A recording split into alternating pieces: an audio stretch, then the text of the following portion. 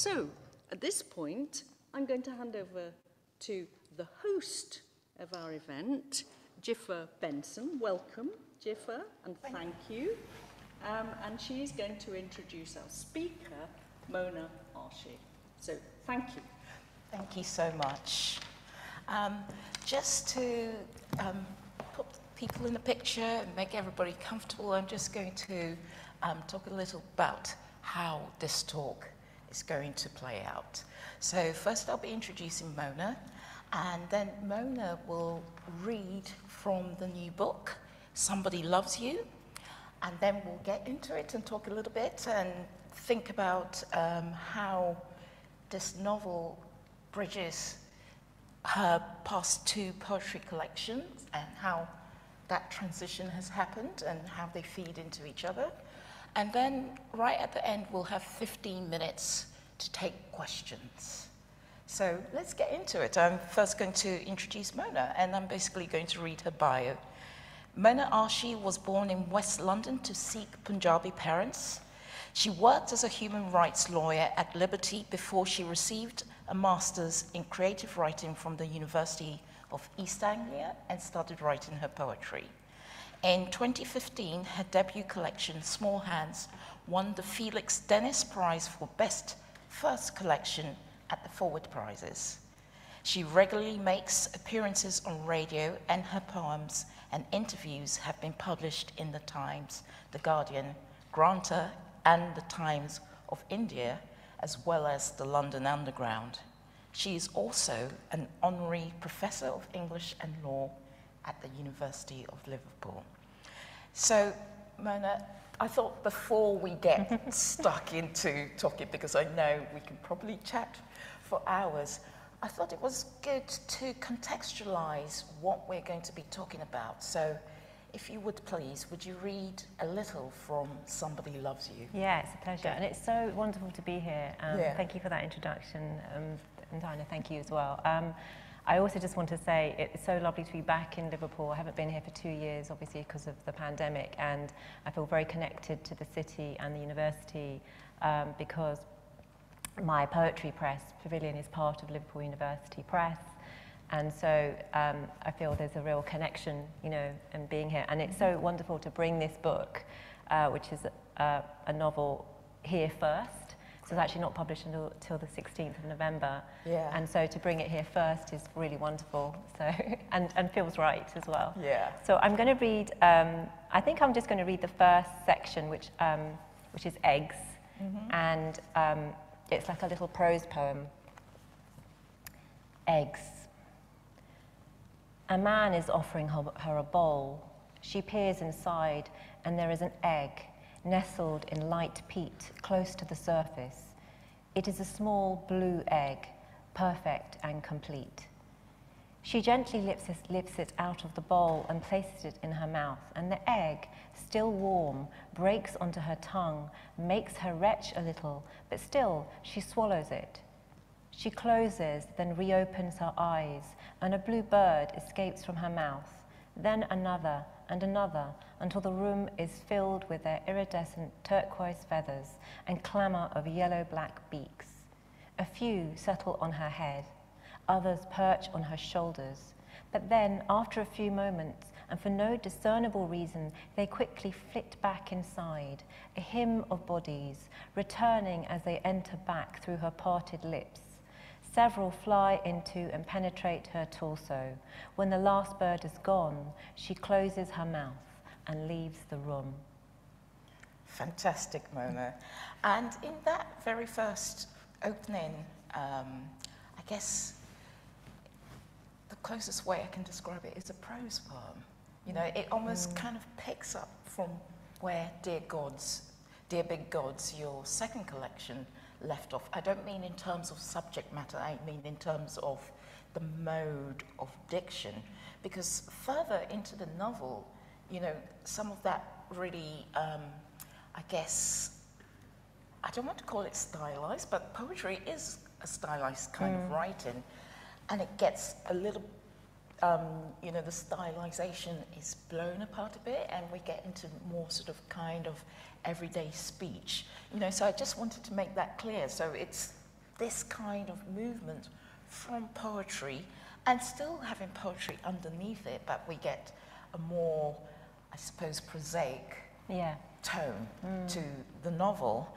But, you know, I want to understand these transitions you've made, and I want to understand the thoughts that coalesced into the shifts in your career from lawyer to poet, and now from poet in a kind of lateral shift to novelist. And I appreciate the shift from lawyer to poet was fully intentional, but maybe not so much the sidestep from poet to novelist. And I say sidestep because you haven't stopped writing, you haven't stopped being a poet. So what was the catalyst that made you give up the stability of law in favor of the shifting sands of poetry?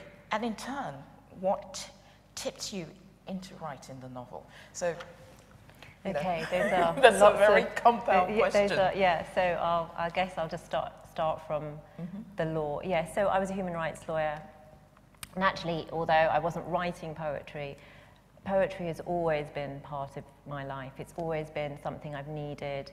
The kind of cases I was doing were kind of dignity cases, Article 3 human rights cases that involved dignity of the person, and they were very difficult cases and overwhelming cases in many ways.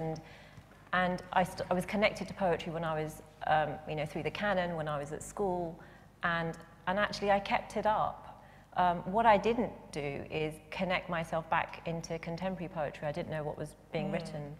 And so, quite simply, I got pregnant with my twins. I had bed rest for 3 months. That was what I was prescribed. And somebody sent me a book of poems, a box of poems, contemporary poems. And I was suddenly just saturated with this new world of poetry, and it had moved on quite a lot as well since I was reading it. So I was suddenly reading poets like Mimi Khalvati, Durham Rhys-Jones, Minisa Alvey, you know, Alice Oswald, and you know, and these poems were about the body, and I felt really connected with those poems. So whilst this big thing was happening to me, I'd had children, and you know, I'd stopped working for a while. I was suddenly reading poems, and you know, there is something about poetry, I think, that you know, does shift the atoms of your body. It's the most alive art form, I think, because you do have to participate in a poem. Yeah. And I was hooked. I think I said once, you know, that I thought, my goodness, is this legal?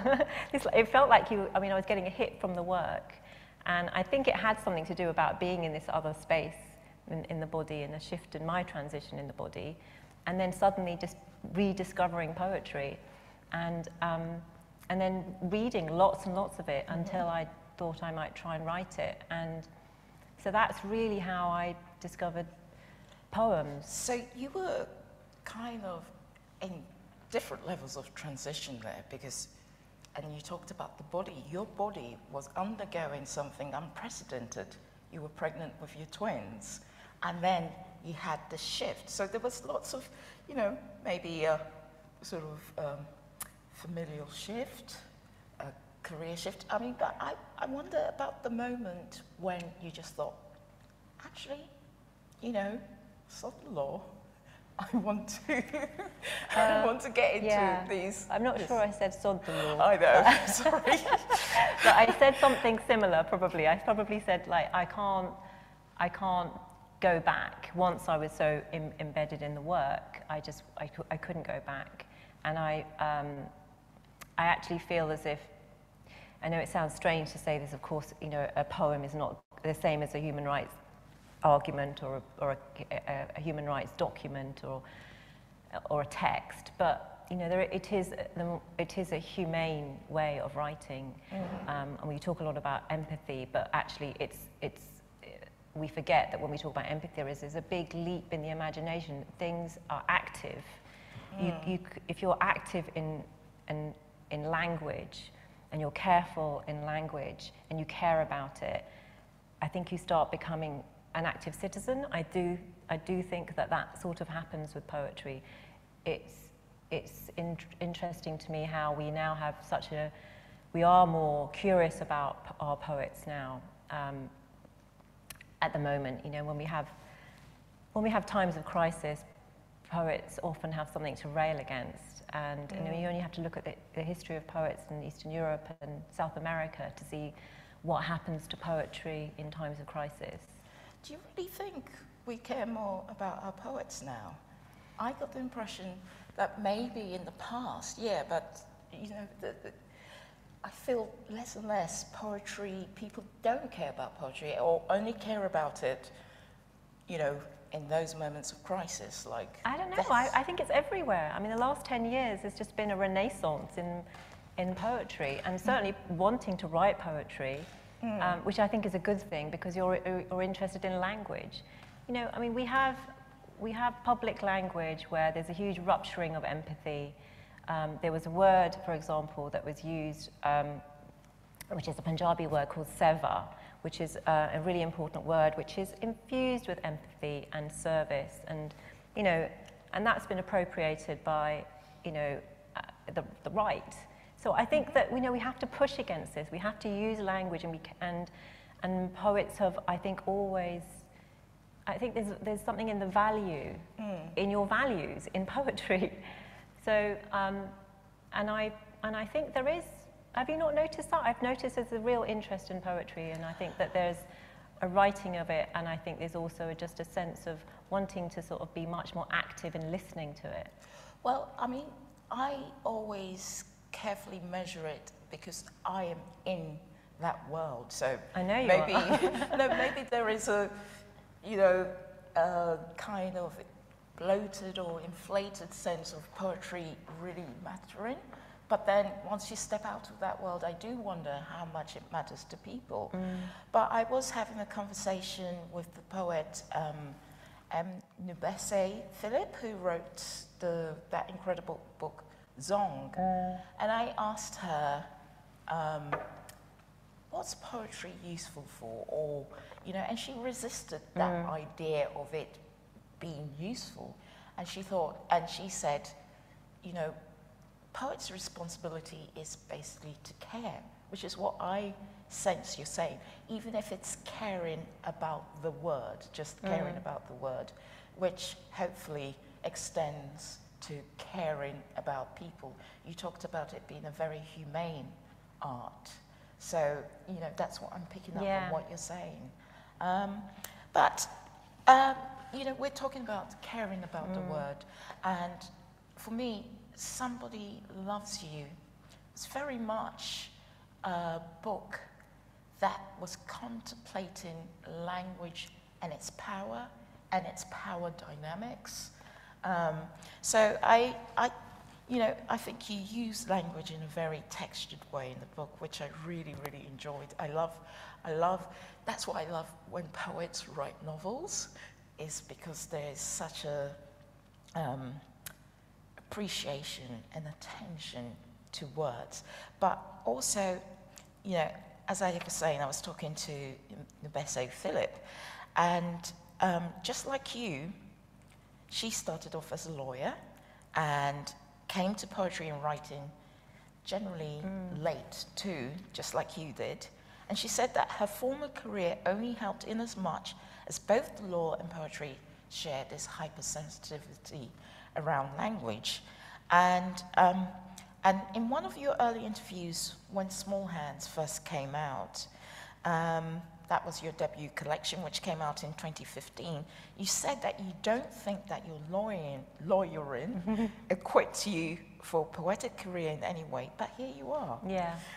Honorary professor of, of English and law at the University of Liverpool, having written poems like Interim Relief and Small Bone Daughter. Do you still feel that lawyering hasn't influenced your literary career at all? I mean, I said that probably 6 years ago, and I think the more I reflect, the more I think that it's sort of in your bones, you know, and I mean, there is an attention to language and an attention to editing, and I think that's something I'm very good at in my work. I'm very good at self-editing as I write, and I think that's to do with just, you know, my lawyering days and just looking at text and pleadings and having to really engage, you know, on a line level, you know, with forensically, I guess. I think I'm quite forensic in the way that I edit myself, and also I can usually work out quite quickly whether or not the poem is truthful, and I think that takes a lot of time. You know, you have to sort of wear two hats when you're a poet, as you know. You know, you have your kind of lyric dynamic hat, where you follow the muse and the poem comes, and then you have the other part of shaping and form and editing it, and line sensitivity, and all those things make a poem. If you don't do those latter things, you have captured something, which is interesting, but the work is really, you know, the latter part. So I think, to your question, I think that's probably what helps. Certainly doesn't help with making poems. I think if I'd stayed in law any longer, I think it would have been too late for me, to be honest with you. But you worked as a human rights lawyer, and you've talked about poetry being humane, the most humane art form. Isn't there any kind of crossover between being concerned about human rights and being concerned about being humane? Yeah, of course. I mean, I think that I've already sort of said that's, you know, part of my values, I think, that I bring to the work. Right. Next question. There's friction between how fluidly you wield language in this book and Ruby's insistence on silence.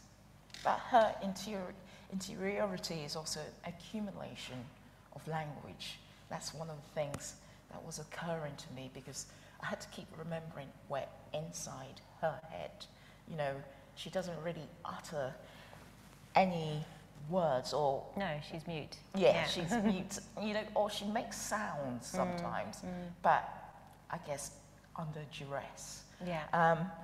So she may be silent, but she's not short of words. But I'm also thinking about a line from Dear Big Gods, your second collection of poetry, where you say, you can ruin yourself with words. And is this what Ruby's trying to prevent by retreating into silence? And I'm also thinking about how the Bible bashing teacher offends Ruby because of her sheer talkativeness, and which makes Ruby's silence take on a hard edge like a weapon. And when she does use words in the form of letter to Kirsty's family, she wields them with devastating effect. So is there something in that? Yeah, so I made the narrator in mute. She can talk, she's a selective mute. She's decided she's not going to talk. And I think that, just to say, so when I started writing the book, I just published Small Hands, and I kind of had a period of not really being able to write anything. And so I didn't, but I wanted to write, and so I just followed this voice, and this voice was a voice, you know, which turned out to be Ruby, the protagonist. And she was quite a sassy, kind of strange, ethereal voice. And I just thought I would just write her out and see what would happen. I did not think for a moment that I would be writing a novel. I just thought, I felt I needed to commit her voice onto the page. And it came out as prose? And well, it was really interesting, because I wrote it and thought, I really don't know what it is. And then I just kept committing myself to writing every day, following through with her voice. And when I got to, and I didn't, if I'd thought for a moment I was writing a novel, I would have stopped, because it would have been terrifying. But I got to the point where I was sort of about maybe 10,000 words in, and I stopped and thought, okay, this feels like a completely different territory. It felt like I had left the home of prose. There's a really wonderful quote by Anne Carson that everyone knows. It's about, if prose is a house, poetry is a person on fire, running quickly through it. Wow. It's a wonderful quote. Yeah. And, but actually with the novel, I think that I realised I was in a different room in the house. You know, I'd moved from, if my poems were in the attic, I had moved, you know, and you know, you had to get to the poems through a forest. It's so difficult to extract a poem because they're there. I see the novel novel being in the living room, you know, expansive and on the sofa, and like feline and taking up space. And so I noticed that something had happened and there was a real shift. And actually being in a different world to poetry felt different. It actually felt different because suddenly when you're writing poems, as you know, I mean, you're in this kind of, poems flourish in the inattentive space, but the novel, the prose needed full attention. Right. And it was weird because with the novel, what I could do is I could get up in the morning and sit down at my desk, put on my ruby cardigan and just write from the sentence that I'd left. And I could never, you know, you can't do that with poems. No. I'm not saying it was easy to write, but I do feel like it was a totally different space to be in. And actually, I think that with making her mute, again, that wasn't a decision that I made. I just thought initially, shutting down her, so when I started writing it, I spoke to a novelist friend of mine and I said I was writing a mute narrator, and he said, why on earth would you do that? Why would you write, you know, it's like tying your hand behind your back and making it. But actually, I really, in the end, I thought it was an opportunity, because what happens when you shut down her utterance is that her sort of antennae are very sensitive. Yes. So something else happens to her. She's very observant. She's observant. Her, you know, her language changes.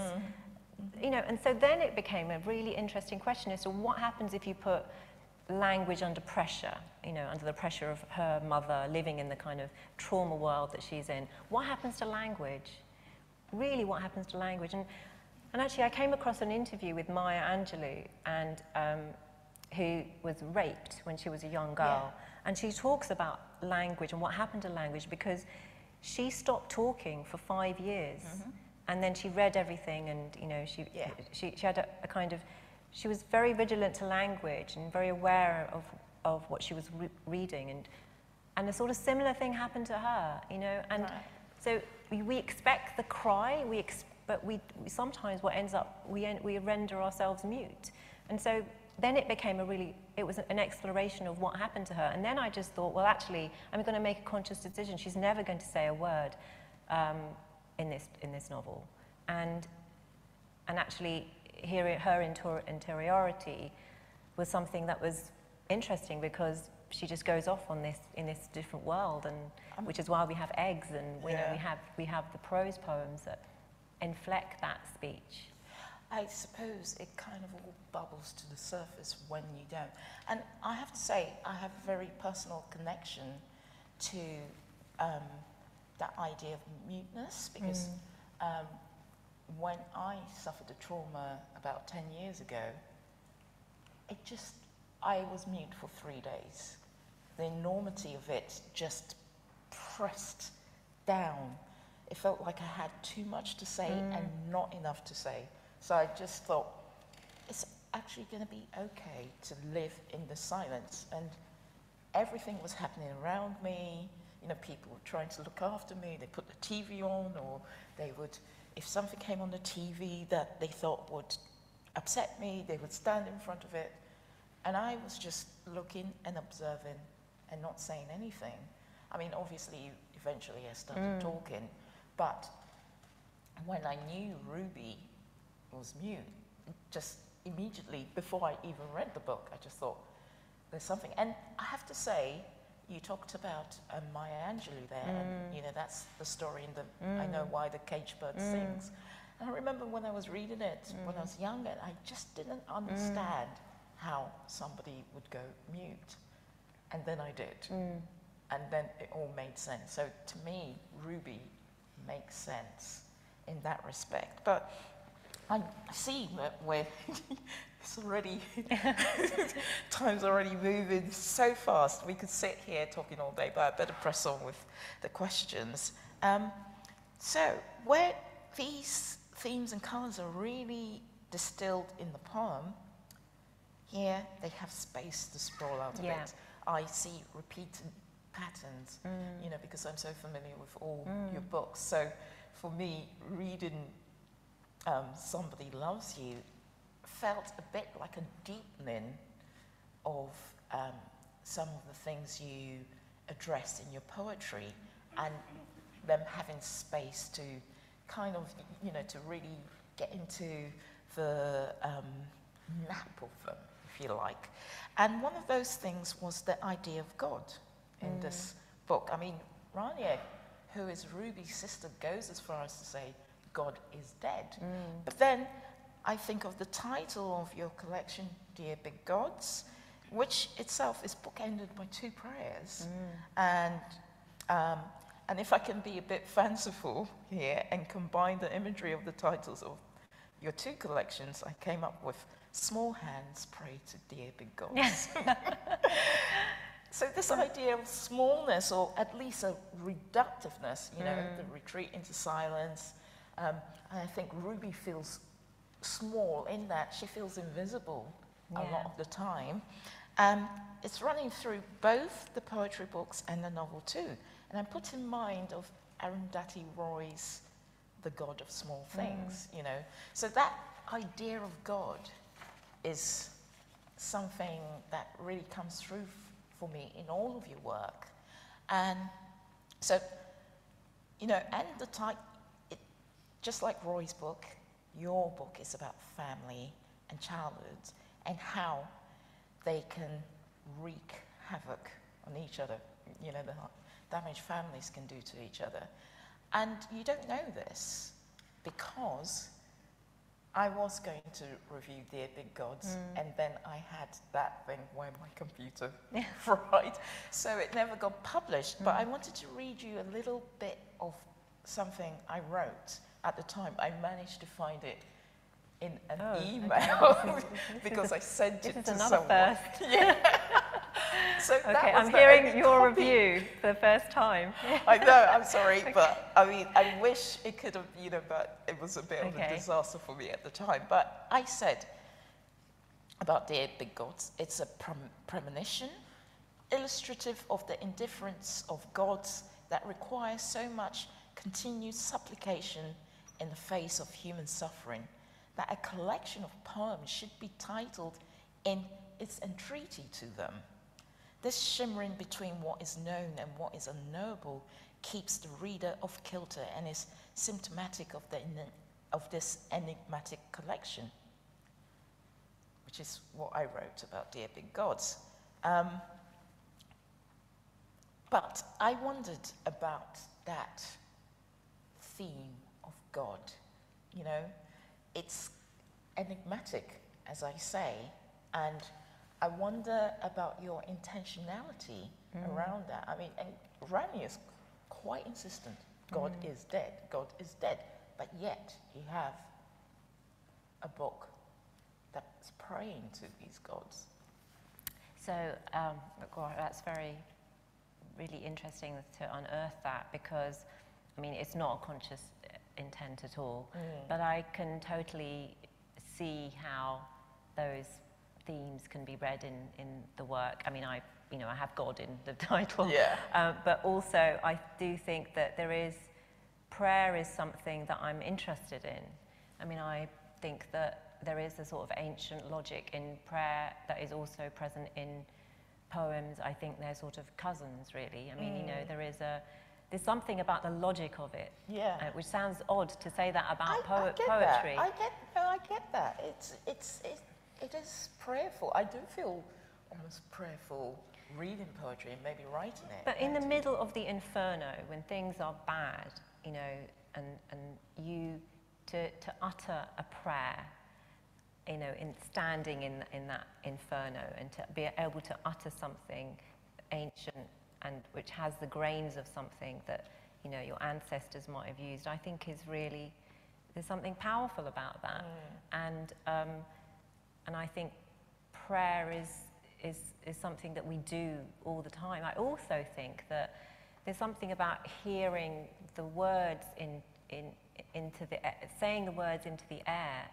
There's something that changes the air that you're in when you utter them, which is why I think the only time Ruby does speak is there's a doll in the book that it's a doll that she's always lived with, and the doll sort of takes on a new life. She starts disturbing her, the doll starts disturbing Ruby, and so she realizes that she has to perform these rituals, and the only time that she actually utters anything is when she performs that ritual, because she says she needs to utter that. It is a bit like sorcery, what she does around the body of the doll. So I guess those themes and ideas are sort of present, and I think I'm just interested in them as well. Yeah. And I think that sometimes stuff sneaks into your book, into the earth of your book, like, the gods are like fugitive guests, and sometimes we want to kill them, like Rania, because she despises what's happening to her mother, and sometimes Ruby wants them. She wants to, there is a point where she's writing parables on her body. Yes. So she wants them so much. She's so not uttering and not speaking, still gives her this kind of huge sensitivity to language and words, and wanting them, emblazoned on her body and part of her. And I think that is to do with her coming to terms with the world that, the trauma world that she's living in, because she's living in the weather of her mother's melancholia. Yes, yeah.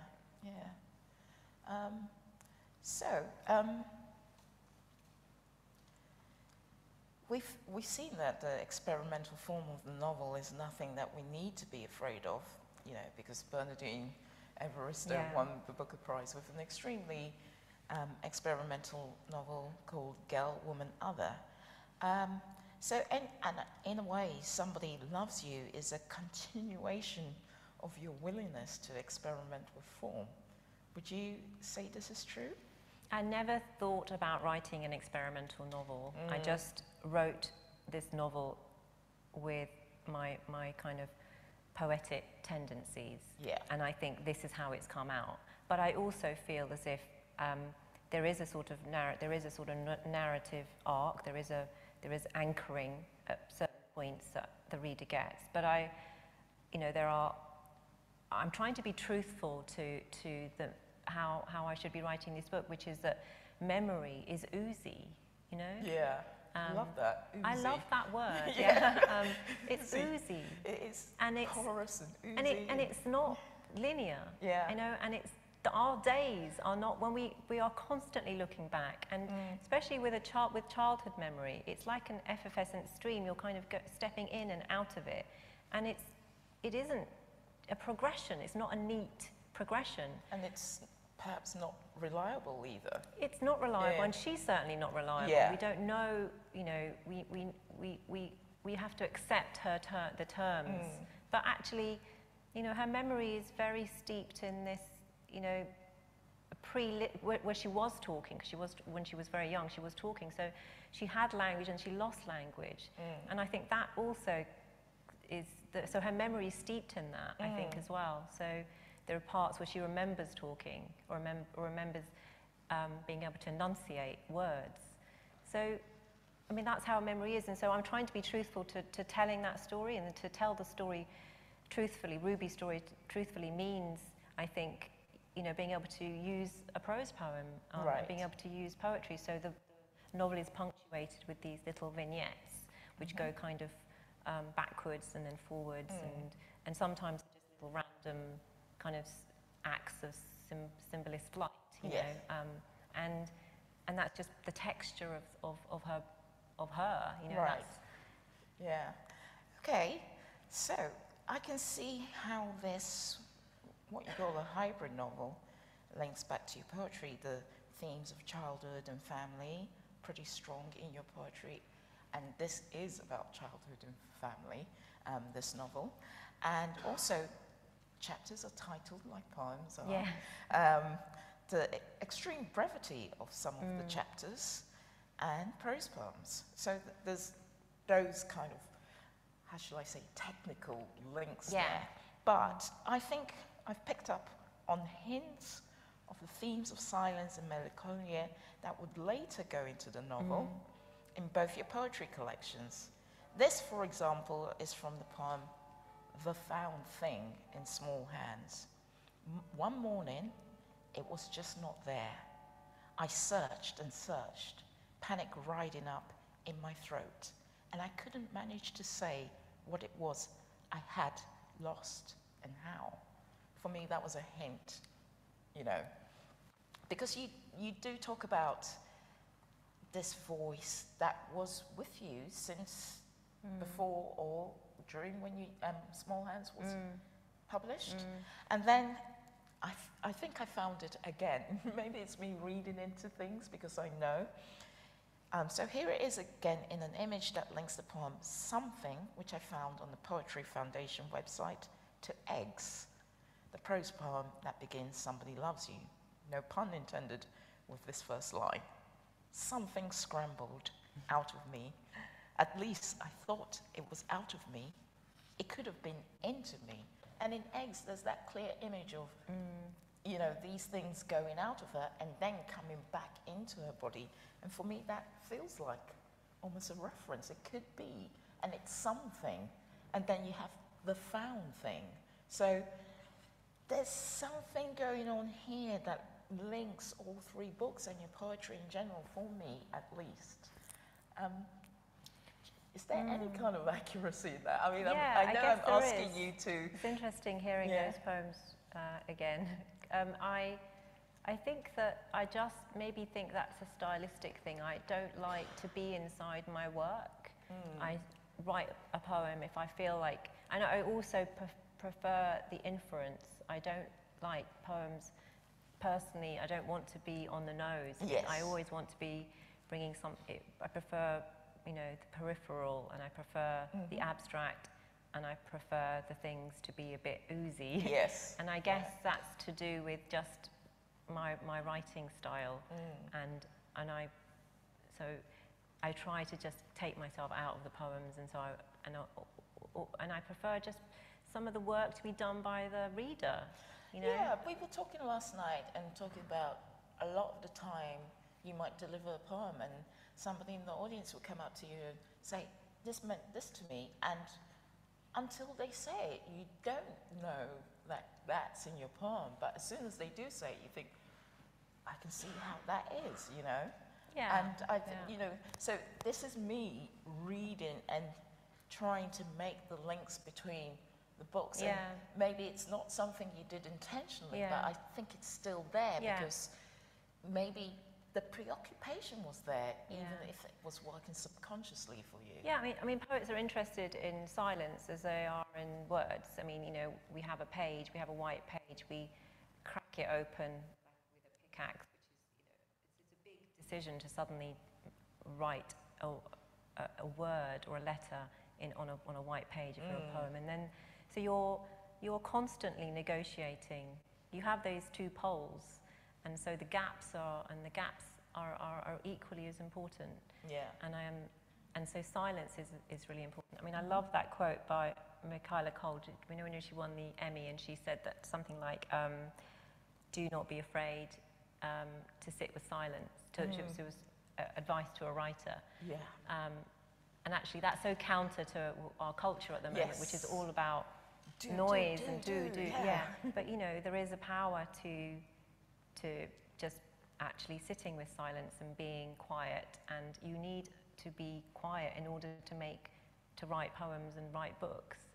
And Ruby, I think, she's worked out that actually she's not going to be complicit. She's seen how it's worked out for her sister, who's a big talker, is the opposite to her. She sees that sometimes actually when you're talking, those are internalized instructions. Yeah. You know, to women, and she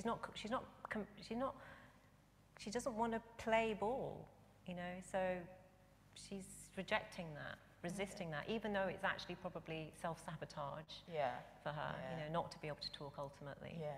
But she's made a decision. She's not going to play the game. Okay. So this is my penultimate question before we go to questions from the audience. What do you say to the charge that your poetry is reserved?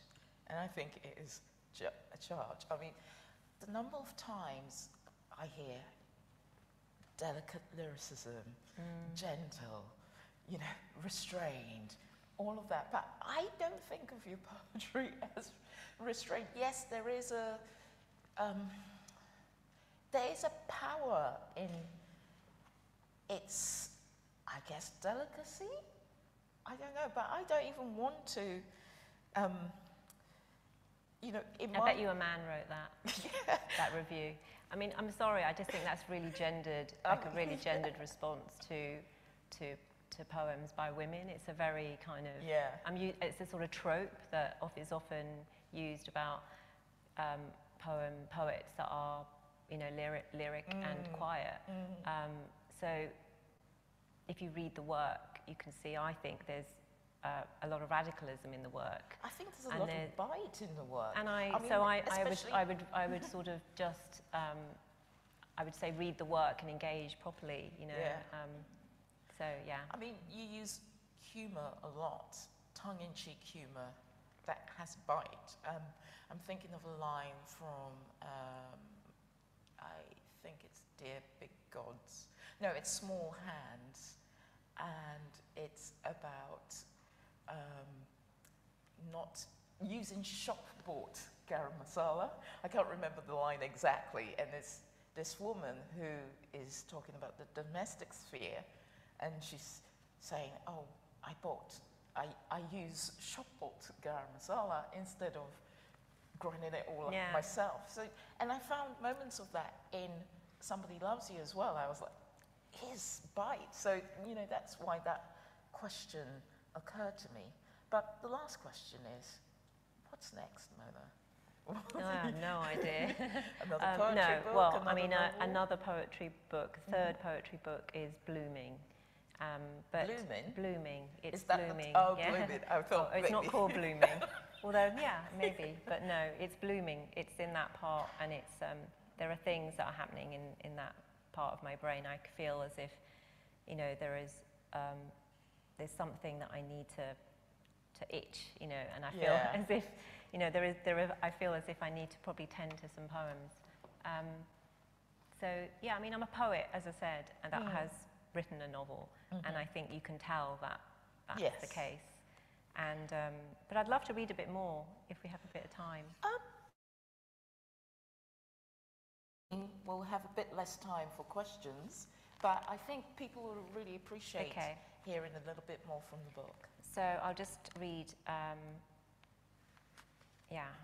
read this part, which is called The Party. And so the two sisters, Ruby, who is the protagonist and who is mute, and her sister Rania are invited to a party. Mona, let me just say that we have 7 minutes left. Oh, so if you're going to read... All right, I'll read very, very quickly. Okay. That same night, I have a dream that I am standing in a corner by myself at a party, naked except for a piano shawl decorating my shoulders. In the morning, Rania announces that I have to accompany her to an actual party. I am not one for parties. Rania needed me to accompany her so badly, she invited Farah as well. Rania really wants to go, and she has thought carefully about the game plan with my father. When she is arguing her case, her talking is speeded up. She's a bit breathy with trying to dampen down any particle of desire or excitement in her body that my father might detect, unearth and quell. We get a little lost trying to find the house. Rania is looking nervous, and before we approach the security gates, she presses hard on my arm till I almost squeak. Don't let me down, girl, she says, saying, just for fuck's sake, try to be normal. Farah smiles wryly. So the three of us arrive at this party. Rania has on a white dress which hugs her hips and a dangerous shiny little shoulders, and she puts me in one of her funky t-shirt dresses with a black choker and some smoky eye makeup. I rub out and reapply the sticky mocha lip gloss till my lips are sore and take on a life of their own. And on the tube I fiddle with the choker till Rania scowls at me. Farah is wearing a fawn-coloured dress with big hooped earrings, her hair all washed and fragrant. The party is in a huge house in the posh part of town. A maid answers the door, and without a second look, Rania immediately heads over to a crowd of people she knows. And on the train, she told me to have a nice time and that no one gives a fuck about how much I'll be talking. In fact, it's probably an asset. And they will care about it having young Indian girls at the party. The hall is not like a normal hall, more like a long, unfurnished room, and there is an oversized dramatic painting taking up the space on one of the walls. It's extraordinary. I mean, it's so moving in its simplicity, says one woman. Yes, I agree, says the man. It's powered by its artlessness. Farah and I stand at the edges of the main room like over-age orphans. There's a man in a really cool suit with tapered trousers which finish short on his leg. He's sweating gently in his expensive jacket. And there's a group of loud men with girlfriends who don't leave their sides. And in our corner, there is the choice of a young, enthusiastic man with 2 moles either side of his face, one of which resembles a worm cast, or a nice man with a square face under a thick, uncontrollable mop of black hair, with hairy wrists and hands and fingers and knuckles to accompany them.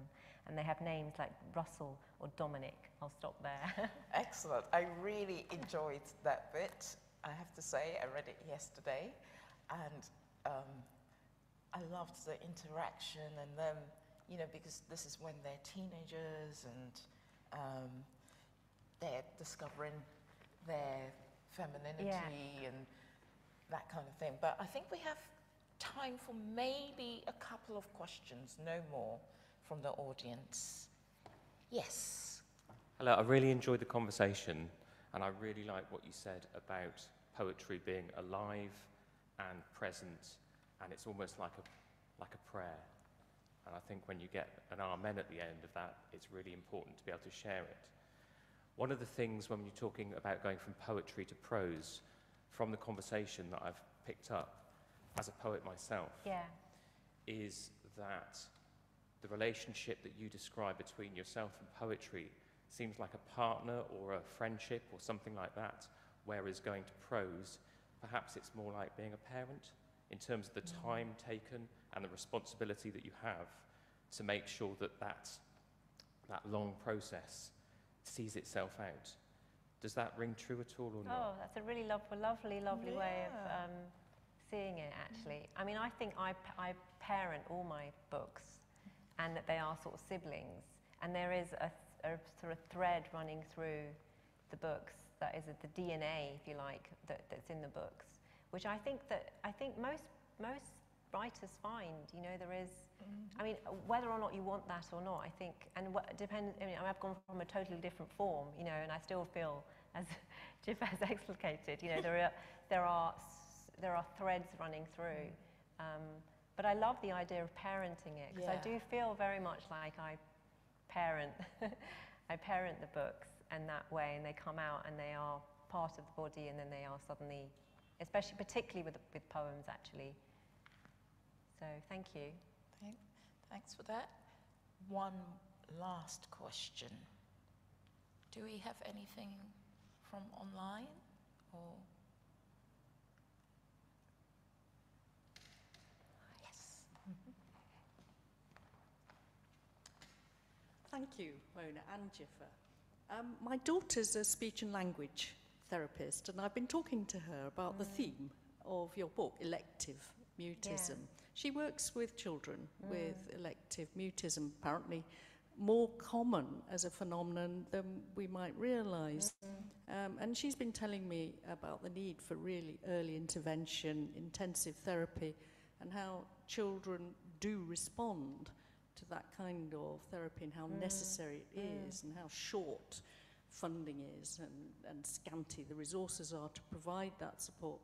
I'm wondering whether you did read around the professional literature around elective mutism, the kinds of work that's been published in this area, what can be done in practical terms to support and help children who do find themselves in this situation, which is, of course, hugely life-damaging for them.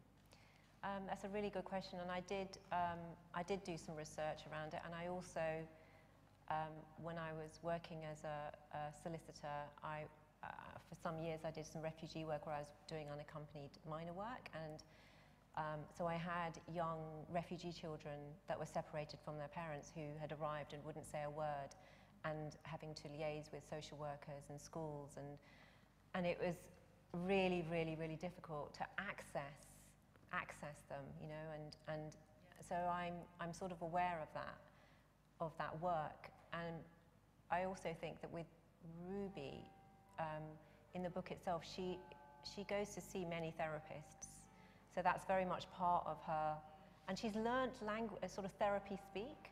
The problem with Ruby is that she uses a therapy speak to therapize herself, and has decided that she's still not going to speak. But I think that complicates it. That word complicates it. But I think that, I mean, you're right. I think that, you know, that kind of diligence has to be done, and I hope I've done the work to sort of, you know, and thought about, you know, what is available for young children. And I think it's a really interesting question as to what resources we put in, especially for refugee children, actually, that have been arriving recently. Thank you. Thank you. And on that note, Mona, thank you so much. Thank you for your wonderful questions. And also for writing the books that you do. Thank you. So many of us really, really enjoy. And it's been such a pleasure to engage with your work in this way. Thank you. Thank you, Dzifa. And thank you to Liverpool Literature Festival for having us. I'm very grateful. Yeah. Thank you. Thank you.